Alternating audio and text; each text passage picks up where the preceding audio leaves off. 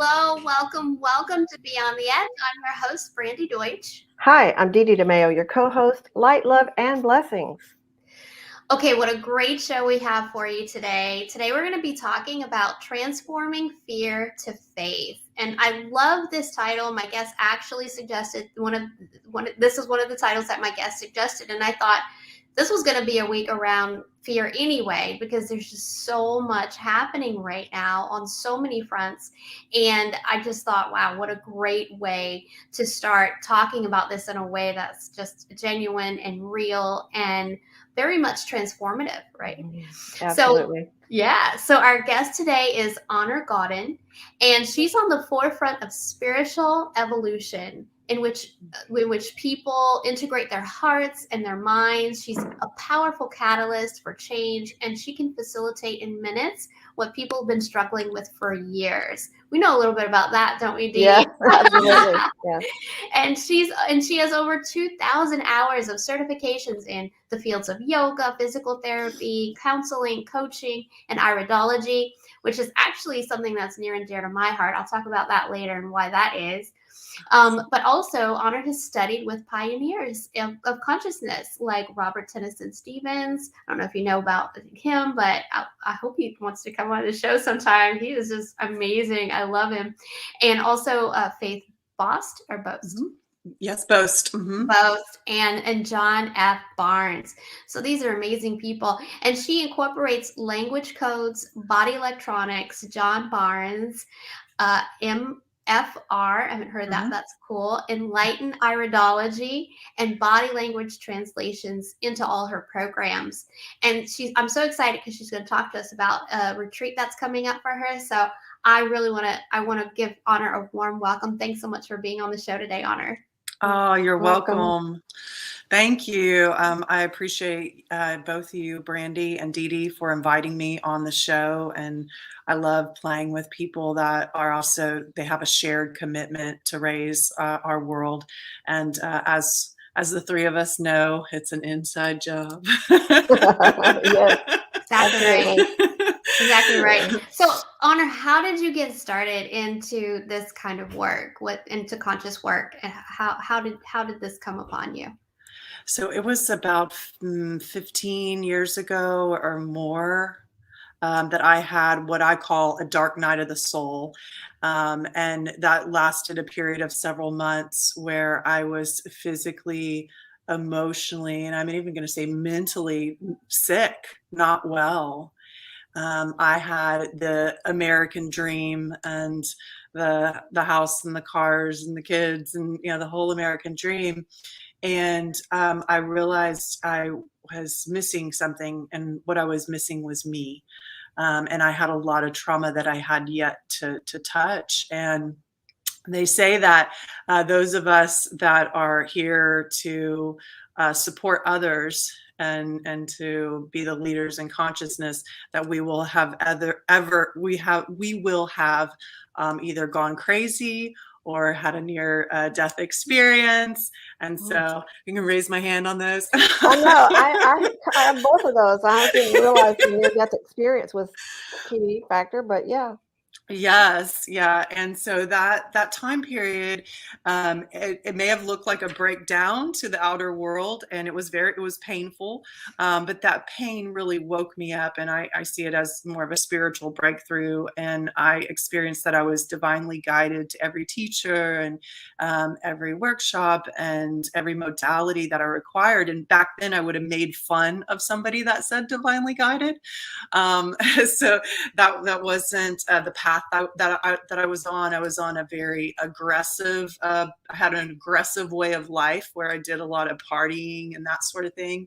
But as I have this wake up, my soul heard a call. And so I feel I was divinely guided to every modality, everything that I required to support me. And I was on that path for several years when a friend of mine had called me from Austin, and he had said there was a facilitator that was coming to Houston, and he had written a book on language, and bells went off because I knew that language was a big piece of my puzzle, but I didn't even know what that meant. And so in the first class that I took, when I went in, I still had a lot of health challenges. I had this psoriasis that had, moved from my scalp to like starting to get on my arms. It was, talk about becoming self-conscious all of a sudden. And then I had allergies, and I was still struggling with some addictions.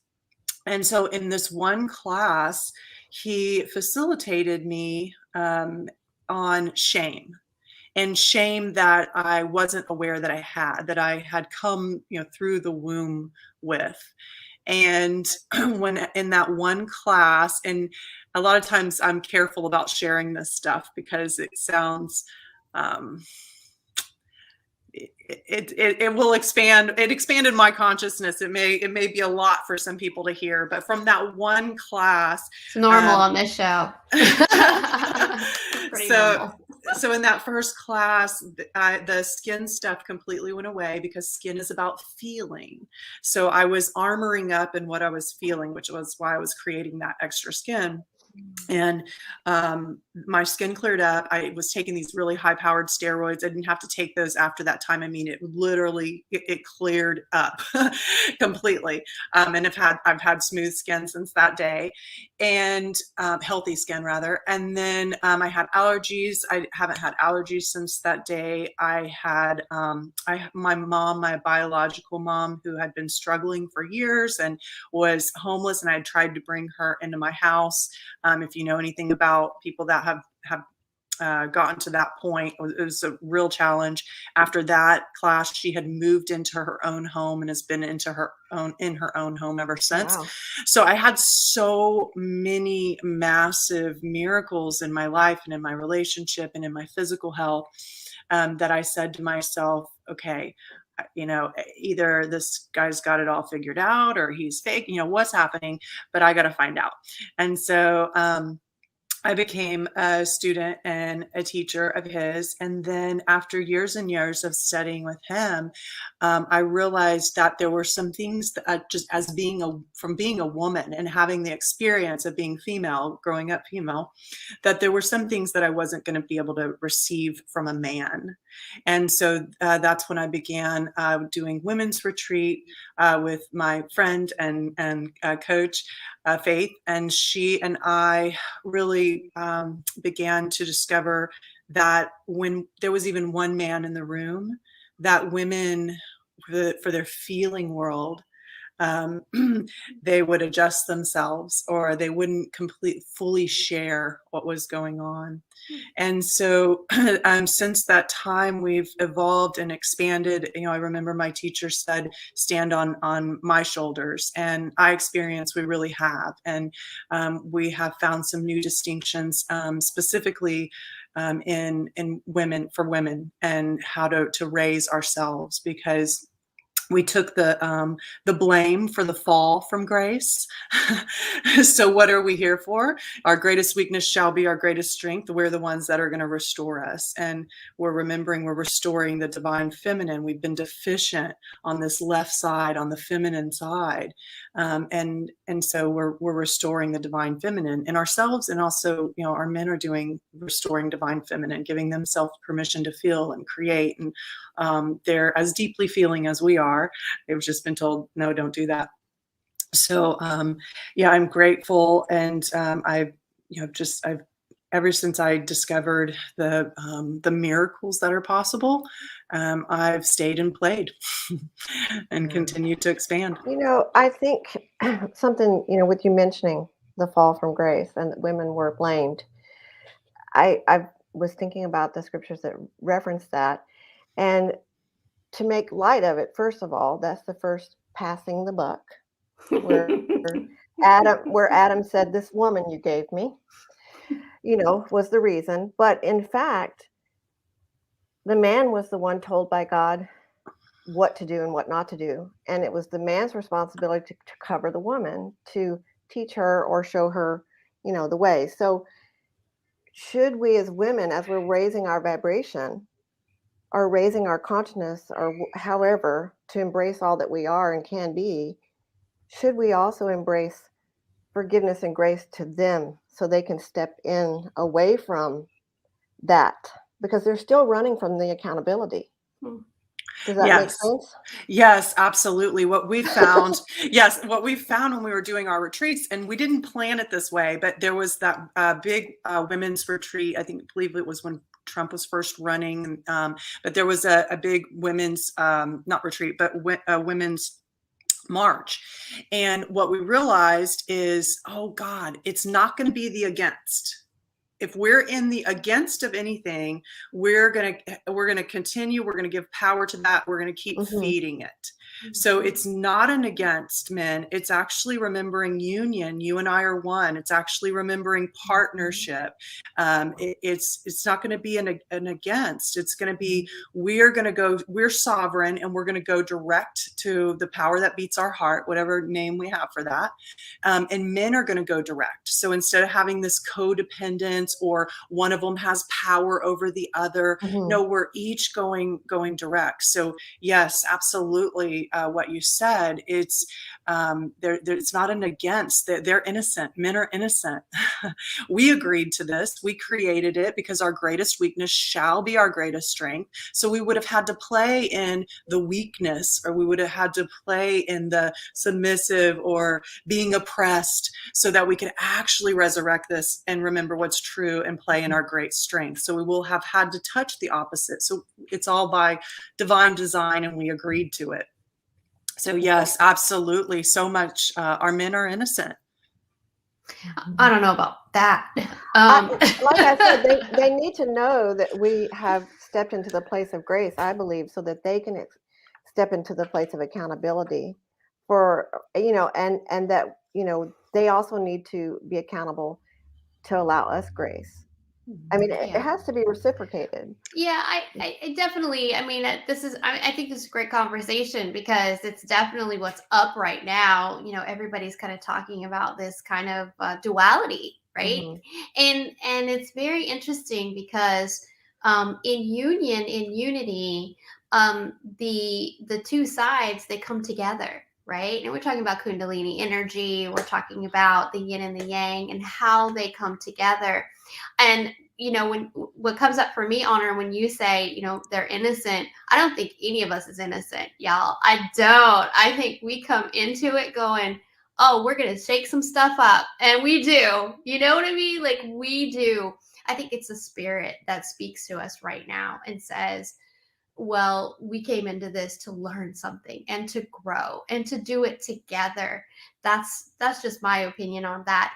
And innocence is just a very interesting word. I think that's a very interesting word. It's kind of, I think it's charged for me because I'm like, I don't know about innocence. But that's just me. I think it's a very good and interesting conversation. I love this conversation. I want to Yeah. move on to, I'm sorry, not to interrupt you, but I want to move on to transforming fear to faith. Because this is such an important topic too. The things that are happening in our country right now and all over the world, there's a lot of fear happening and on so many different fronts. And I think people are unsure and insecure on what to do about that fear, if to do anything. And I'd love to get your perspective on how we can do that, how we can transform our fear to faith. And why would we want to do that? Yeah, that's great. I love it. Yes. So we're remembering our greatest weakness shall be our greatest strength.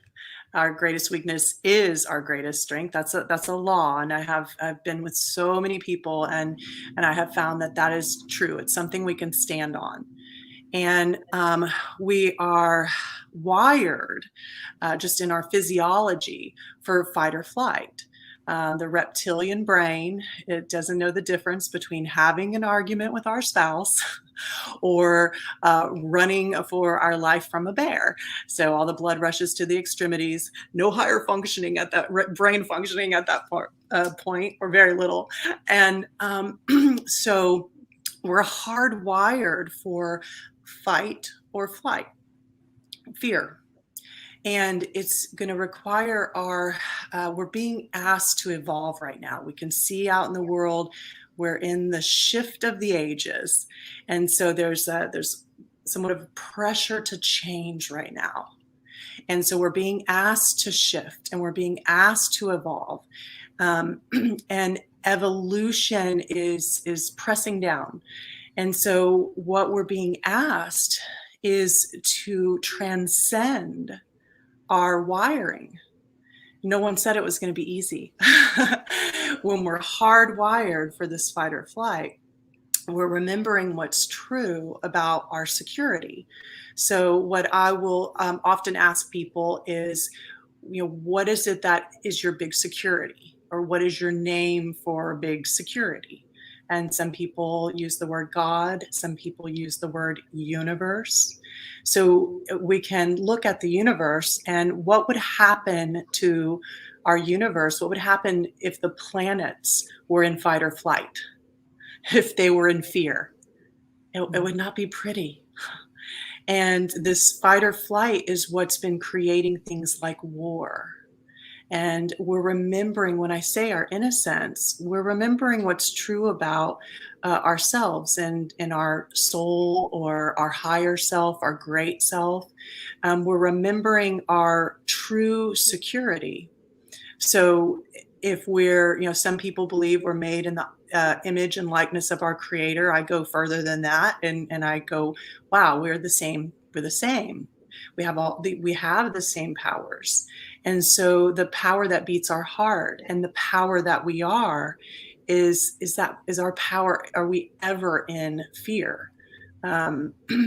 Is the universe in fear? And I'll ask people that. And there's every once in a while, somebody will say, yes, it is. And I go, oh, now we know the size of your fear. But no, the universe isn't in fear. And nature isn't in fear. That's all in harmony. It's the human thought forms, and now the collective consciousness of fear-based thinking that came from either lineage patterns that we were born into, or came from traumas that we experienced experientially.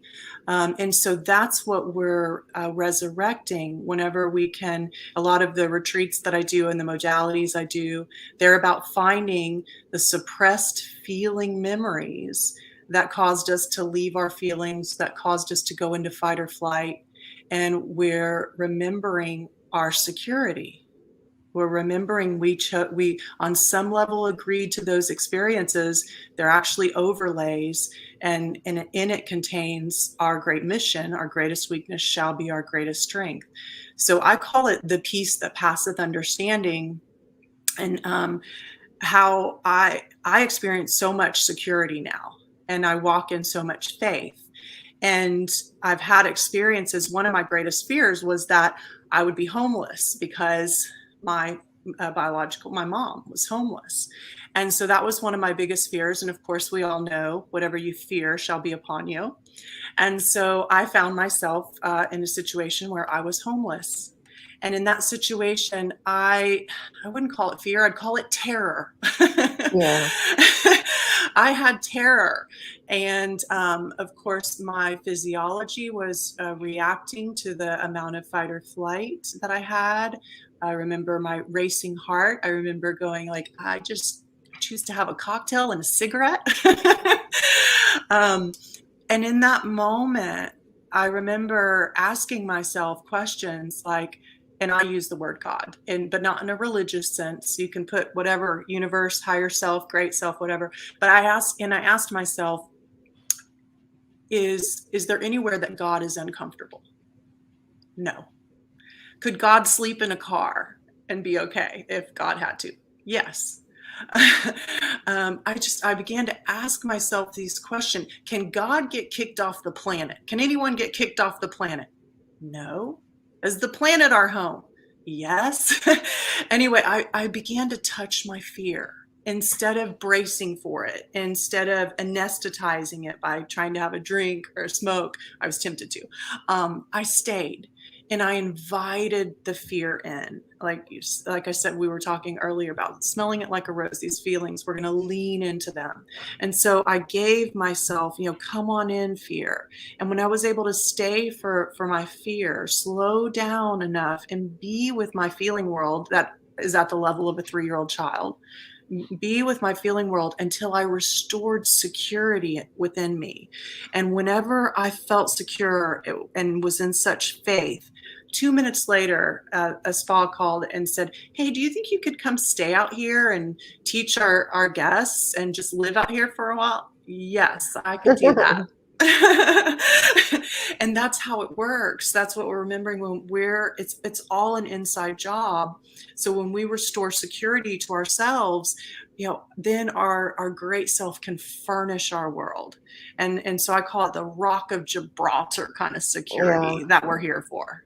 Yeah, I like that you reference the peace that passes understanding, because most people really don't understand what peace is, and to find that faith level to embrace that kind of peace is just, it's really wonderful. And referencing the fact that God is not afraid of anything, and realizing we have that same power because we were given that authority. We just finding how it's like a little light bulb goes off when you find that moment. It's an inner celebration, and I wish I could explain it, how to just piece by piece how to get it. And closest I've been able to explain it is what we do, theta. How do you get there? This is how. So. Yeah, exactly. I had a very similar experience to yours, Honor, whenever I was homeless for a time. And what I needed to do in order to stay centered was to download from what we call creator, right? Kind of the same concept, download what it means to have security in my heart inside of me, so that I'm not looking for it someplace else in a home, anywhere. And I'm a Cancer. My sun sign is Cancer, so I was freaking out, right? Me too. I love my house. I couldn't tell from the nest. outside. I could not tell from the outside that you were freaking out. And that's the thing. Having said that too, noticing the outward stillness, that's another scripture I like to use and have embraced with faith is be still and know it. God. Yes. Stop panicking. And it's you have to really talk to the mind, do that self-talk and say, shut up, because you're lying. You're talking me out of safety. You're talking me out of blessings and all that. But to be still, to find that inner stillness. And that's a great point. What you were talking about is, the mind. Who's in control of our mind? Us. And we're the only ones in control of our thoughts. And our thoughts are generating how we feel. I had studied with John Barnes, and he calls it, so we have our conscious mind and our subconscious mind. Our conscious mind processes at about 40 bits of information, and our subconscious processes at about 40 billion bits of information. So we're this powerful, we have this powerhouse of our subconscious, but we've been trying to do everything through this very small bandwidth of our conscious. And I love it. John Barnes calls it channel 3 and channel 5. And so the conscious mind, which he calls channel 3, I believe. Yeah. He talks about, that's all about fear, worry, doubt, insecurity, what's going on in the outer world.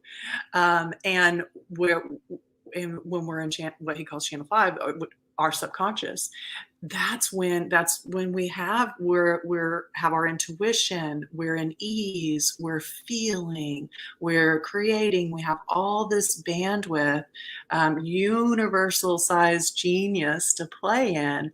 It's only when we go mental, which I had a client call me recently, and I was saying, what's your fear?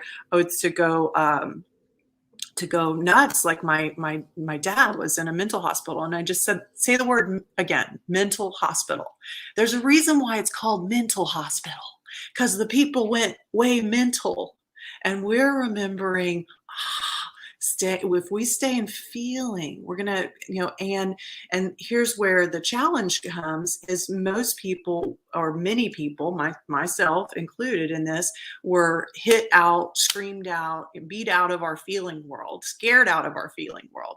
First time we felt pain or sadness, we go, ooh, I don't want to feel that, it hurts. So we start to anesthetize or leave our emotional body. And so, but we're remembering our feelings are they're our powerhouse. Our feelings are our pathway to this powerhouse of our subconscious. And so we're required to bring online feeling again. And that's what women bring. But we had suppressed it too, going, oh, we're going to fit into a man's world and this is how we do it. And we're going to go mental. So this is what we're bringing back online. And it's glorious. We're in a beautiful time in the world. And we're seeing these signals in the outer. The human discord is getting ratcheted up only because it's shifting. And so our job is, yes, we're going to stay in faith. When Corona first,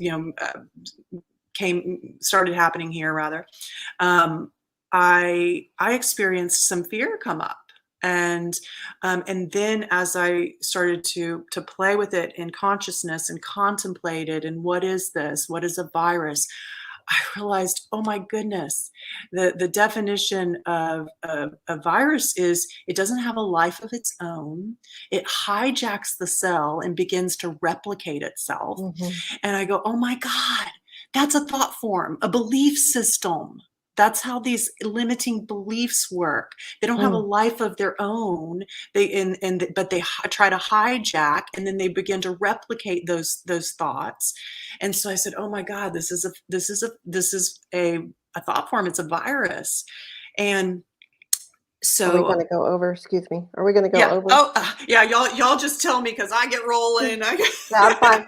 I just didn't want to start flashing stuff. I appreciate it. I was just about to ask you about the event that you have coming up, because this really plays into a lot of that. I think that from what I understand, some things that you're talking about, you guys are going to be talking more about that at the retreat. Yes. So what do you have coming up? What event is up for you guys, and what's that going to be about? I love the banner. Can everybody see that? Mm-hmm. Okay. So I can remember November 5th through 7th. Sometimes when we go into our intuition. Yeah. So when this was going on with Corona, I had led some 6-week call series that I do. I did one for men, women, young people. And on the men's call series I had Mike Thacker and Larry Tran on it. And after the call series, we were going, how can we support people? Because people are so in fear right now. And so this camp was the answer to that. And I said, what is the biggest blessing we can give our people right now? And it said inner security. Remembering our sovereignty. Nothing can enter our temple when we're sovereign and secure. And so that this camp is the answer to that. Camp Satchitananda, Truth, Consciousness, Bliss. And it's about supporting people in finding these belief systems and thought forms that have been having them go into fear, and reminding them that this is all an inside job, and we can do it. We're doing it. We're on this call tonight. So they can register through yoga-camp.net. Yes, www.yoga-camp.net. Okay. Great. And then if somebody wants to reach out to you and get in touch with you, Honor, how do they do that? So my email is honor@honorschool.com. So again, it's honor, HONOR, at honorschool, SCHOOL.com. Excellent. And so do you see private clients? Yes, Okay. I do. I work with families. I do corporate coaching, individuals, and I love supporting, and I love supporting families, and I love corporate. I love it all. I love our tools apply in any environment. Right. Exactly. It's kind of all encompassing at this point. Yes. Also, we have what we call a light intercession list. If you know someone, or for our audience members, if you guys know someone who needs some prayers or just some unconditional love, anything sent to you or to them, please just text us their name or message us their name at 805-500-3343, or you can message us at Beyond the Edge TV, and then we'll just add them to our list. I'm telling you, our list is growing. like exponentially right now. So we have people who really are just dedicated to sending light, love, and blessings, just like Dee Dee says every single day. We have our show. We really want to send that out to people. So that goes out to you, Honor, but also to anyone else that needs that right now. So I want to thank you for being on the show. It's been really great hearing about you and what you do, and thank you so much for being here today. We really appreciate you. I'm Thank you, grateful for the everybody. invitation. Thank you, Dee Dee. Thank you, Brandy. And I trust that we'll be playing and raising together more and supporting our world together. It's For been sure. an honor. Thank Okay. you. Thank you, Bye-bye. Honor. Bye-bye. Bye.